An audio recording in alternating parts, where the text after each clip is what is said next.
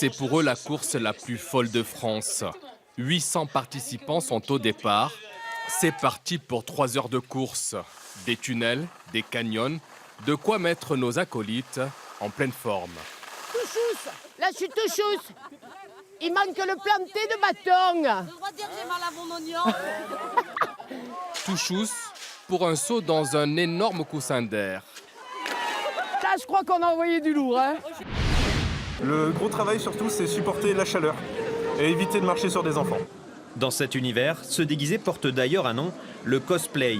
Et il y a même un concours. Cette année, 35 participants tentent de se qualifier pour la Coupe de France du genre. On adore faire peur. C'est vraiment le but. Voir des gens effrayés. Moi, je suis assez folle de les avoir suivis. Je me dis à chaque instant, qu'est-ce que je fous là?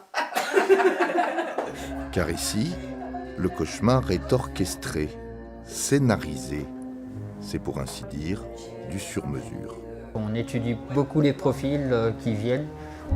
La plupart des gens qui viennent, c'est des gens qui regardent les films d'horreur ou qui sont curieux de découvrir ces lieux qu'on dit hantés.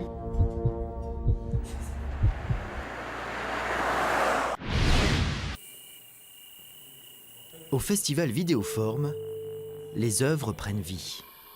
Créer et procréer deviennent synonymes pour les artistes, comme dans cette chapelle où l'Iranienne Golnaz Berouznia présente Lumina Fiction 2, un écosystème qui réagit et se transforme en présence du visiteur.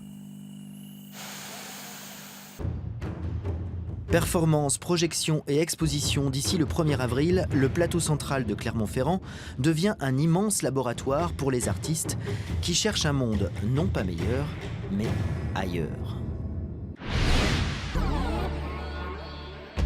C'est une immersion dans un monde virtuel. Vous êtes dans Quadriphonia, une scène ouverte où vous êtes invité à jouer de façon gestuelle sur des instruments imaginaires. Sans expérience, sans complexe, vous pourrez donc monter sur cette scène virtuelle pour découvrir des sensations bien réelles. En 20 ans, le printemps des bretelles a lui aussi bien poussé.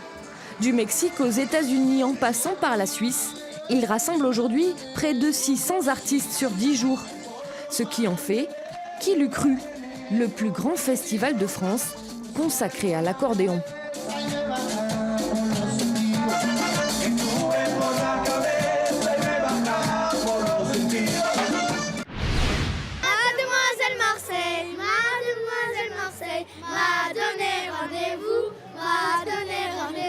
Pour sortir avec elle. Le festival les invite pour un spectacle grandeur nature. Les petits montent sur scène comme de vrais artistes. Ça